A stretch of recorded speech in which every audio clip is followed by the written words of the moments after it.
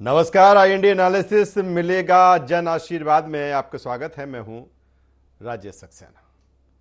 मध्य प्रदेश में विधानसभा चुनाव का जो समर है वो धीरे धीरे और नजदीक आता जा रहा है और अब MP पूरी तरीके से चुनावी मोड में है। भारतीय जनता पार्टी अपने कामों को लेकर, चाहे मोदी सरकार के काम हो या फिर शिवराज सरकार के काम हो, उन कामों को लेकर जन आशीर्वाद यात्रा पर निकली है और यहां से जनता से अपील कर रही है कि हमने जो काम किया मध्य प्रदेश में 18 साल में, या मोदी सरकार ने जो 9 साल में काम किया, उनको देखते हुए आप 2023 में अपना आशीर्वाद दीजिए, जिससे एक बार फिर जो सत्ता की कमान है वो संभाल सके और आगे का जो विजन है वो पूरा कर सके। वहीं अगर हम कांग्रेस की बात करें तो कांग्रेस भारतीय जनता पार्टी के जन आशीर्वाद कार्यक्रम पर सवाल खड़े कर रही है और इसी का काउंटर उसने जन आक्रोश यात्रा के जरिए किया है। यानी 15 सितंबर से कांग्रेस जन आशीर्वाद यात्रा के जवाब में जन आक्रोश यात्रा निकालने जा रही है। आज इसी पर हम एनालिसिस करेंगे, विश्लेषण करेंगे, लेकिन उससे पहले कुछ वर्जन हैं बीजेपी कांग्रेस के, वो हम आपको सुनवा देते हैं, फिर चर्चा को हम आगे बढ़ाएंगे। जन आशीर्वाद यात्रा में आपको एड्रेस करने के लिए और लोगों से फिर एक बार भारतीय जनता पार्टी की इस डबल इंजन सरकार के लिए आशीर्वाद मांगने के लिए यहाँ पे आया हूँ। मुझे पता है कि यहाँ के हमारे माननीय मुख्यमंत्री श्री शिवराज सिंह चौहान जी उर्फ मामा जी बहुत ही अच्छा काम यानी सालों से यहाँ पे करते आए हैं। यानी यहाँ के खास करके अंत्योदय तत्व पर काम चलता आया है। यानी हर एक योजना जो the last person in the society, जिनको हम हमारे यानी बोलते हैं कि अंत्योदय तत्व पर काम करने वाली भारतीय जनता पार्टी का डबल इंजन सरकार है। आशीर्वाद यात्रा है, काय का आशीर्वाद यहाँ से 1,60,000 बच्चियां महिलाएं गायब हो गई मध्य प्रदेश, इसलिए आशीर्वाद चाहते हैं। 48,000 नाबालिग बच्चियां मध्य प्रदेश में यहाँ से गायब है पिछले 8 साल से, कैसरी आशीर्वाद चाहते हैं। पूरे 4.5 लाख लगभग पद खाली पड़े हैं। नौजवान आत्महत्या करने को मजबूर है, पढ़ा लिखा, इसके लिए आशीर्वाद चाहिए। 3.5 लाख करोड़ का कर्जा लाद दिया प्रदेश के, हर नाके के ऊपर लगभग 90,000 का कर्जा है, इसलिए आशीर्वाद चाहिए। तो एक तरफ भारतीय जनता पार्टी अपने कामों को बताकर, कामों को गिनाकर जनता के बीच में जाकर आशीर्वाद मांग रही है, वहीं कांग्रेस सवाल खड़े कर रही है कि जिस विकास, जिस डेवलपमेंट की बात आप कर रहे हैं, ऐसा कुछ नहीं है। क्योंकि चुनावी समर है और आरोप प्रत्यारोप भी होंगे। पूरी तरीके से जो लड़ाई है, जो जंग है, सब कुछ इसमें झोंका जाएगा और यही सब कुछ होता हमें मध्य प्रदेश में दिख भी रहा है। आज इसी पर चर्चा शुरू करेंगे, बातचीत शुरू करेंगे। उससे पहले अपने मेहमानों से आपका परिचय करा देते हैं, तारुफ करा देते हैं, फिर इस चर्चा को, एनालिसिस को, विश्लेषण को हम आगे बढ़ाएंगे 3 मेहमानों के साथ में और उनका पक्ष जानेंगे। हमारे साथ में मंजरी जैन जी हैं, media panelist Bharatiya Janata party. मंजरी जी, मैं आपको स्वागत करता हूं। हमारे साथ में अमित तावरे जी हैं, प्रदेश प्रवक्ता कांग्रेस। अमित जी, आपका स्वागत करता हूं। और हमारे साथ में वरिष्ठ पत्रकार भी होंगे, थोड़ी ही देर में वो भी हमसे जुड़ेंगे और इस चर्चा में सहभागिता निभाएंगे। जब वो आएंगे उनका भी स्वागत करूंगा। मैं सीधे मंजरी जी के पास में आता हूं। मंजरी जी, जन आशीर्वाद यात्रा लगातार चल रही है, तेजी से चल रही है, द्रुत गति से चल रही है। तमाम सारे लीडर, चाहे वो प्रदेश का नेतृत्व हो या केंद्र का नेतृत्व हो, अलग अलग अंचलों में अलग अलग स्थानों पर दिखाई दे रहा है। और जो मेरा आज का टॉपिक है, जिस पर आज हम अपना ये IND एनालिसिस करने जा रहे हैं, मिलेगा जन आशीर्वाद। पहले मैं आपके जन आशीर्वाद पे ही चर्चा कर लेते हैं, फिर जो कांग्रेस सवाल खड़े कर रही है उस पर सेकंड बात पर आऊँगा। जिस तरह से अगर देखा जाए इस बार का जो रूप है, इस बार की जो स्ट्रेटजी है मंजरी जी, कुछ अलग है 2018 के मुकाबले। क्या ये कह सकते हैं कि इस बार चैलेंज बड़ा है, इसीलिए इस तरह का रूप है ये जन आशीर्वाद यात्रा का? क्योंकि 18 में भी निकली, 13 में भी निकली। देखिए, ये तो अपनी अपनी चुनावी रणनीति है। उस समय जैसे निकली थी, अब जरूरी नहीं है कि भारतीय जनता पार्टी उसी लीग पर चले जो पिछली बार हमने जन आशीर्वाद यात्रा निकाली, उसी तरीके से हम अभी भी निकाले। जो हमारा राष्ट्रीय नेतृत्व, प्रदेश नेतृत्व जो तय करता है, उस हिसाब से आगे की जो रणनीति है और नीति है, उस हिसाब से काम होता है जी। मेरा एक सवाल, ठीक है, आपने ये बात कही है कि ठीक है, जरूरी नहीं कि उसी लीग पर चलें जिस लीग पर हम चलते आए हैं। जाहिर सी बात है, क्योंकि अगर उस लीग पर चलेंगे तो 2018 में कहीं ना कहीं वो कसक रह गई थी 116 तक पहुंचने की। और मुझे लगता है कि तमाम सारा मंथन हुआ होगा, तमाम तरह का एनालिसिस हुआ होगा, और जो गलतियां, जो कमियां हुई हैं उनको दुरुस्त किया गया है, और यही कारण है कि ये रूप दिया गया। देखिए, मैं समझती हूँ कि पिछले चुनाव में जो कांग्रेस ने झूठे वादे किए थे बेरोजगारों के लिए, युवाओं के लिए, किसानों के लिए, महिलाओं के लिए, उसमें जनता भ्रमित हुई। और निश्चित तौर पर हम जो हमारा बहुमत का आंकड़ा था वहां तक हम नहीं छू पाए थे, तो हमें भी अपने ऊपर काम करना ही था। जरूरी है कि हम अपने आप को भी देखें, और पार्टी ने वो देखा, शीर्ष नेतृत्व ने देखा और उस तरीके से तय किया। तो हम जब युद्ध में जाते हैं तो मैं समझती हूँ कि जो हम उपयोग कर सकते हैं, हर तरीके से अपनी तैयारी करके जाना चाहिए। और कांग्रेस भी अपनी तैयारी से है, भारतीय जनता पार्टी भी तैयारी से है। मैं समझती हूँ कि भारतीय जनता पार्टी अपनी तैयारी में कांग्रेस से बहुत आगे है, क्योंकि हमारे शीर्ष से लेके और नीचे पन्ना प्रमुख तक हम लोग बहुत संगठित रूप से एकत्रित होकर काम कर रहे हैं, और हमारा छोटे से छोटा कार्यकर्ता भी पूरा ऊर्जा और उत्साह से भरा हुआ है। तो जो हमारा लक्ष्य है कि हर बूथ पर हमें 51% भारतीय जनता पार्टी के पक्ष में मतदान कराना है, तो हम उस लक्ष्य को जरूर हासिल कर सकेंगे। अमित तावरे जी, मंजरी जैन जी कह रही हैं, भारतीय जनता पार्टी ये कह रही है कि हम अपनी तैयारियों में कांग्रेस से बहुत आगे है, और वो दिख भी रहा है। 39 नाम उन्होंने पहले घोषित कर दिए। जन आशीर्वाद यात्रा, जन आक्रोश यात्रा से पहले उन्होंने शुरू कर दी। क्या यह मान लिया जाए अमित जी कि कांग्रेस अभी पीछे है तैयारियों में? 39 जगह से जो टिकट की इन्होंने घोषणा करी है, 1.5 दर्जन जगह विरोध के स्वर हैं। आप देखिए, भारतीय जनता पार्टी जो पार्टी विद डिफरेंस कहलाती थी, अनुशासन वाली पार्टी कहलाती थी, हजारों की भीड़ लेकर वहां लोग आ रहे हैं और घेराव कर रहे हैं इनके केंद्रीय मंत्री का, इनके प्रदेश अध्यक्ष का।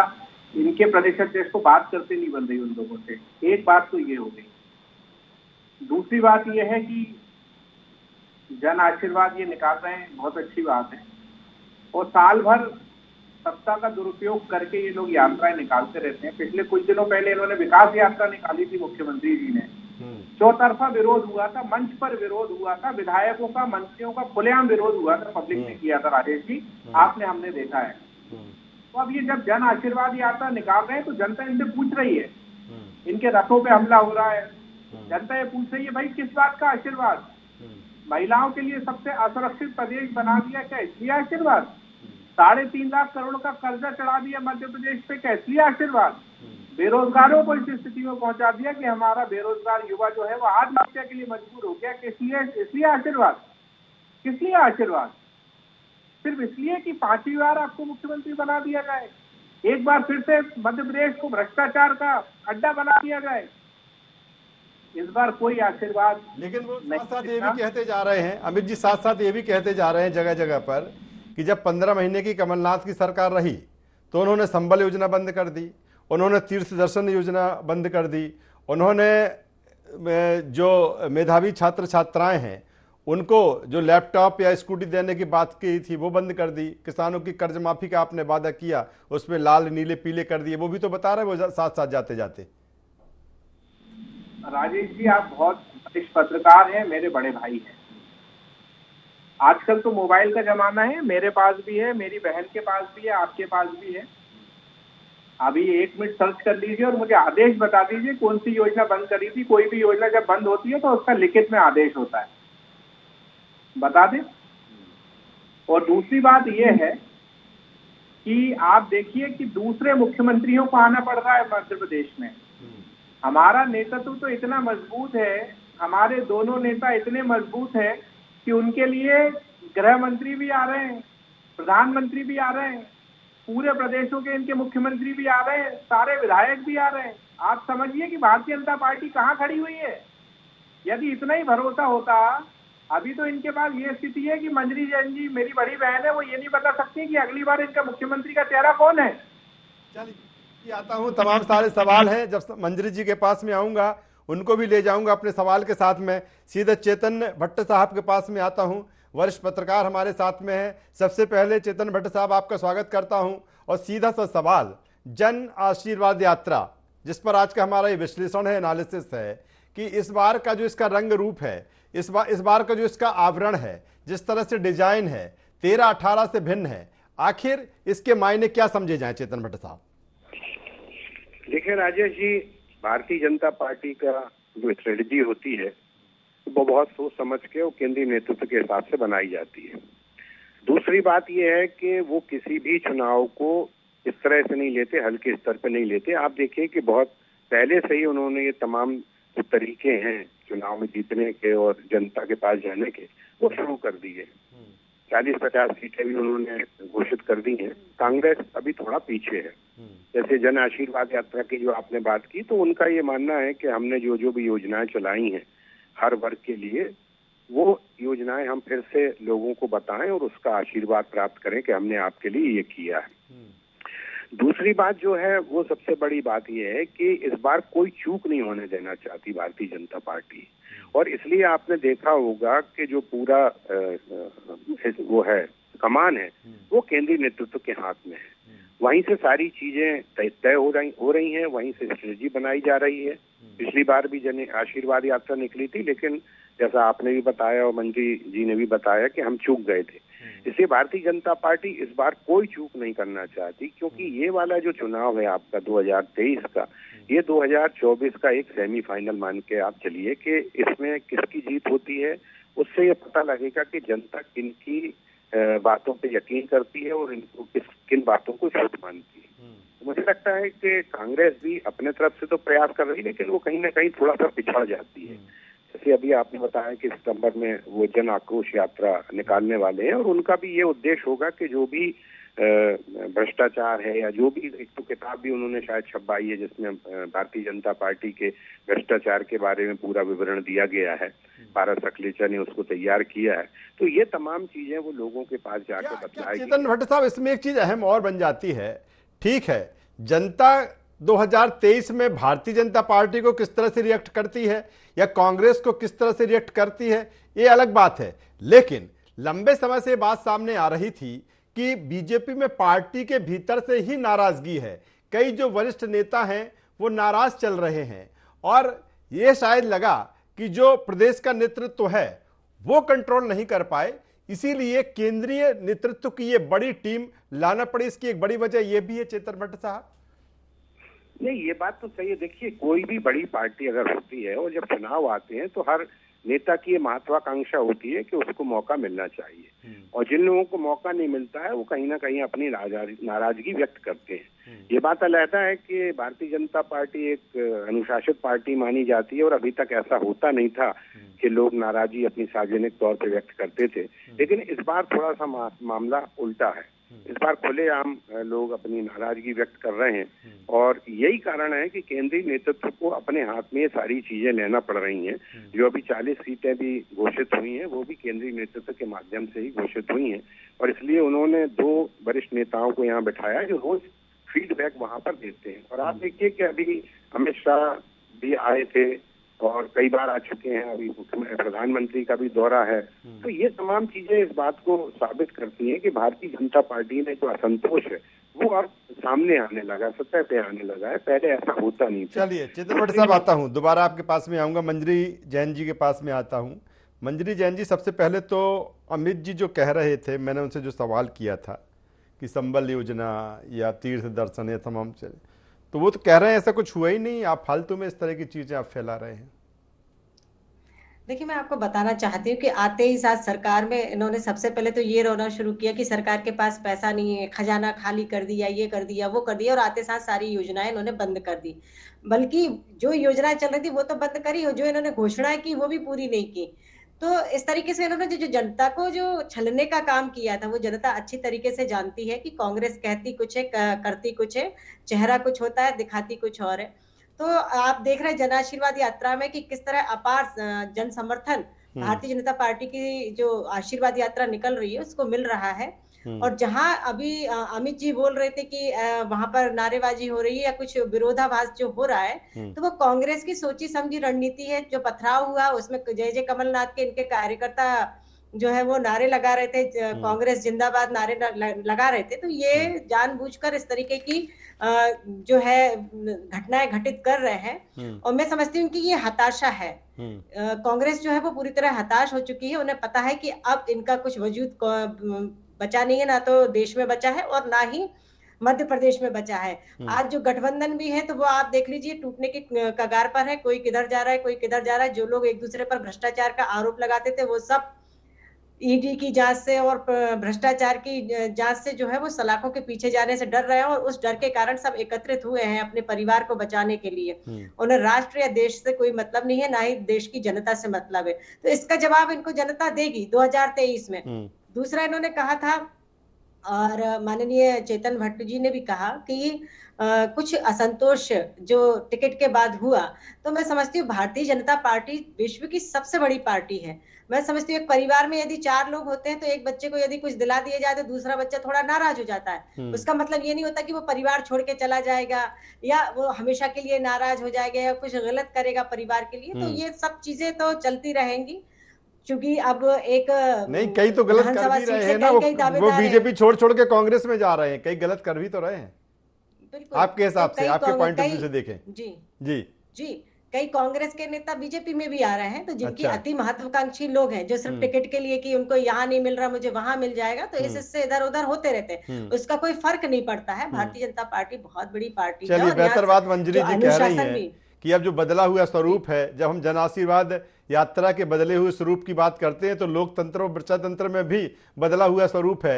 एक पार्टी में कई सालों तक वो रहता है, वहां पर विधायक बनता है, मंत्री बनता है, जब फिर उसके मन की नहीं होती, टिकट नहीं मिलता तो वो पाला बदल देता है। ये बदलता हुआ दस्तूर है राजनीति का। मैं सीधे अमित जी के पास में आता हूं। अमित तांबरे जी, जवाब दे दीजिए मंजरी जी जो कुछ कह रही हैं।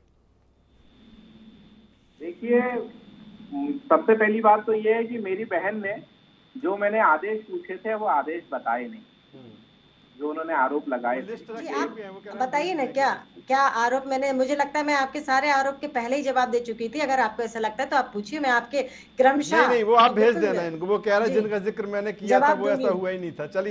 चलिए अमित जी आगे बढ़ा लीजिए बात को जी। और दूसरी बात ये है कि आप समझिए कि पहली बार ऐसा हो रहा है, वो नेता पार्टी छोड़कर जा रहे हैं जिन्होंने अपने खून पसीने से भारतीय जनता पार्टी को खड़ा किया। ये लोग कहते थे कि हम कैडर बेस्ड पार्टी है। जो लोग 5 साल पहले ये नारा लगाते थे कि माफ करो महाराज हमारे नेता शिवराज, आज वो महाराज के कार्यक्रमों में धनी उठा रहे हैं। आप कल्पना करिए कि अमित शाह जी जैसे देश के स्वयंभू चाणक्य नेता, जो अपने आप को चाणक्य मानते हो, उनके अनुयायी उनको चाणक्य मानते हो, मध्य प्रदेश में उनके आने के बाद भगदड़ और तेजी से मच गई और लोग भारतीय जनता पार्टी छोड़ कर जा रहे हैं। अब तो वो चाणक्य का पे भी विश्वास नहीं रहा। कल्पना करिए क्या स्थिति है मध्य प्रदेश में भारतीय जनता पार्टी की। सिर्फ चारों तरफ भ्रष्टाचार ही भ्रष्टाचार का बोलबाला है। कोई नेता कार्यकर्ता ये बताने कोई तैयार नहीं है। पहले हम पे आरोप करते थे ये हमारा चेहरा घोषित नहीं है। और हम शुरू से कह रहे हैं कि कमलनाथ जी हमारा चेहरा है, लेकिन मुझे एक कोई व्यक्ति बता दीजिए राजेश जी जो ये कह दे कि हमारा मुख्यमंत्री का चेहरा ये व्यक्ति है। आज वो छूट तक नहीं है भारतीय जनता पार्टी के अंदर। तो जनता ने बहुत आशीर्वाद दे दिया, अब तो पूरी मध्य प्रदेश की जनता का आशीर्वाद जो है वो कमलनाथ जी के ऊपर है। तो मुझे लगता है कि आने वाले अमित जी, क्या कांग्रेस यही जो बात आप कह रहे हैं यही मान के चल रही है? आप इस तरह की चीजें कर रहे हैं, वो लगातार अपनी जो रणनीति स्ट्रेटजी वो तेज कर रहे हैं। सीटों का मैंने पहले भी कहा 39 सीटें घोषित कर दी, जन आशीर्वाद उन्होंने निकाल दिया। आप जब फिर आपने देखा कि उनकी जन आशीर्वाद निकली तो फिर आप जन आक्रोश पर आ गए। आपने कहा था कि पहले हम सूची जारी कर देंगे, उससे पहले आपको नहीं लगता कि ये जो चीजें हैं और इस बार के जो 23 की जो लड़ाई है कि लगातार ये एनालिसिस आता है कि नहीं, इस बार की जो जंग है बिल्कुल कुछ अलग है। ठीक है, कांग्रेस अपने तरीके से तैयारी कर रही है, तो नहीं कि जो आप जो चीजें हैं बीजेपी को देख के फिर आप आगे बढ़ते हैं? राजेश जी, मुझे लगता है कि इस देश की सबसे पुरानी पार्टी 135 साल के आसपास की पार्टी हमारी कांग्रेस पार्टी है। और मुझे बड़ा गर्व है कि मैं ऐसी पार्टी का कार्यकर्ता हूं जिसने इस देश की आजादी में लड़ाई में जनता के साथ योगदान दिया है। और भारतीय जनता पार्टी को बने हुए कितना समय हुआ है, तो कौन किसको कॉपी कर सकता है ये आप और हम बहुत अच्छे से जानते हैं। और हम उनको कॉपी क्यों करें? यदि उनको ही कॉपी करने लगे तो फिर उनमें और हमें अंतर क्या हो जाएगा? जनता तो बदलाव चाहती है ना, जनता तो इनको बाहर फेंकना चाहती है सत्ता से। और वो तो मजबूर करते हैं ना आपको कॉपी करने के लिए मजबूर करते हैं। पहले वो धर्म हिंदुत्व के एजेंडे पर थे, आते रहे, आप सवाल उठाते रहे, अब आप उसी एजेंडे पर आप आ गए, तो वो तो आपको मजबूर कर रहे हैं ना। ये उनका नजरिया हो सकता है। जब कमलनाथ जी मध्य प्रदेश की राजनीति में नहीं भी थे, उस समय उन्होंने हनुमान जी का विशाल मंदिर बनवाया था ईश्वर की कृपा से। दिग्विजय सिंह जी ने नर्मदा परिक्रमा यात्रा करी पैदल, बताइए कौन से भारतीय जनता पार्टी के नेता ने करी? बात यह है कि धर्म जो है शिवराज सिंह जी चौहान जो है वो पांव वाले भैया कहलाते हैं। अभी प्रहलाद पटेल जी है, उन्होंने नर्मदा जी की परिक्रमा की। अब तो वो विमानों वाले भैया एक हमारी पार्षद बहन है विदिशा की, वो नर्मदा जी की आरती करके आई और उन्होंने पूरी परिक्रमा की। माता और बहनों को सिर्फ स्टेज से पुकार। चलिए चेतन भट्ट साहब से आखिरी कमेंट से लूंगा। चेतन भट्ट साहब, हम जन आशीर्वाद यात्रा की बात कर रहे हैं, हम कांग्रेस की तैयारियों की बात कर रहे हैं, जन आक्रोश पे कांग्रेस जाने वाली उसकी हम बात कर रहे हैं, लेकिन अगर दोनों में अंतर देखें कहीं ना कहीं बात जब मैनेजमेंट की आती है, आपने पहले भी कहा कि भारतीय जनता पार्टी एक बेहतर मैनेजमेंट के साथ मैनेजमेंट करना जानती है, उसमें उसको निपुणता है। लेकिन इसके साथ एक चीज़ और जुड़ी है कि अगर बात की जाए तो केंद्र में भी बीजेपी सरकार है और राज्य में भी बीजेपी की सरकार है। इसका एडवांटेज इन तरह की चीज़ों पर बीजेपी को मिलता है, जो उसकी तैयारियों को और पुख्ता और व्यापक बनाता है, बशर्ते कांग्रेस के। देखिए, इसका निश्चित तौर पर फायदा मिलता है कि अगर केंद्र में भी आपकी सरकार है और राज्य में भी आपकी सरकार है तो केंद्र से जो भी योजनाओं के लिए पैसा मिलता है वो आराम से मिल जाता है। जबकि दूसरी अगर पार्टी की सरकार होती है तो उसमें कहीं ना कहीं रोड़े अटकाए जाते हैं। तो जब डबल इंजन की सरकार होती है, पीछे भी अगर किसी मालगाड़ी में पीछे भी इंजन लगा और आगे भी इंजन लगा, तो उसकी गति तेज हो जाती है, इसमें तो कोई संदेह की बात नहीं है। लेकिन सवाल इस बात का है कि मध्य प्रदेश का ये चुनाव जो है ये बेहद महत्वपूर्ण है दोनों पार्टियों के लिए, क्योंकि अगर कांग्रेस इस बार नहीं जीत पाई तो आप ये समझ लीजिए कि बहुत लंबे समय तक के लिए पीछे चली जाएगी। 2018 में उन्होंने प्रयास किया था और निश्चित तौर से उनको जीत भी मिली थी, जनता ने उनको जीत भी दी थी, लेकिन किन्हीं कारणों वो जो है वो सरकार चली गई। लेकिन उसके बाद से जो भारतीय जनता पार्टी में संतोष की एक जो चिंगारी फूकी थी, वो वहां पे समझ लीजिए कि वो विस्फोट की स्थिति में आ गई, क्योंकि उनको ये लगा भारतीय जनता पार्टी के बरसों पुराने नेताओं को और कार्यकर्ताओं, क्योंकि हम लोग जिंदगी भर दरी फट्टा उठाते रहे और ये आयातित नेता जो हैं ये हमारे सिर पे आके बैठ गए। तो ये कहीं ना कहीं बात तो है कि लोगों में इस तरह का आक्रोश, और इसलिए आप देखिए कि अब भारतीय जनता पार्टी अपने वरिष्ठ नेताओं को इस बात के लिए तैयार कर रही कि वो जो भी नाराज लोग हैं उनको मनाया जाए और किसी भी तरह से ये जो अंदर अंदर जो एक आग सुलग रही है उसमें पानी डाला जाए। लेकिन देखिए, होता वही है कि दूसरी पार्टियां जो इस बात के लिए तैयारी रहती हैं कि अगर कोई असंतोष है किसी पार्टी में, जैसे आप अपने घर में भी देखिए कि अगर हमारे घर में कोई असंतोष है तो जो पड़ोसी है वो उसका फायदा उठाता है। चलिए, बेहतर बात चेतन भट्ट साहब आप कह रहे हैं। तो मध्य प्रदेश में यात्राओं का दौर है और होना भी चाहिए, क्योंकि जो चुनावी समर है या चुनावी समर का जो समय है वो धीरे धीरे और नजदीक आता जा रहा है। दोनों दल, चाहे सत्ताधारी दल भारतीय जनता पार्टी हो या विपक्ष में बैठी कांग्रेस, अपने अपने तरीके से इस चुनावी जंग में आगे बढ़ रहे हैं। तीनों मेहमानों का यहां पर धन्यवाद करूंगा, शुक्रिया करूंगा। तो कुल मिलाकर जन आशीर्वाद यात्रा भारतीय जनता पार्टी की, और जो सवाल कि क्या जन का आशीर्वाद एक बार फिर भारतीय जनता पार्टी को मिलेगा या फिर कांग्रेस जिस तरह से आगे बढ़ रही है वो जनता के बीच में किस तरह से पैठ बनाती है, किस तरह से वो आशीर्वाद देती है। तमाम सारी चीज़ें इस चुनावी समर में, इस चुनावी समय में जो धीरे धीरे आगे देखने को मिलेगी। IND एनालिसिस में बस इतना ही। IND 24 पर खबरों का सिलसिला लगातार जारी है। आप बने रहिए हमारे साथ। नमस्कार।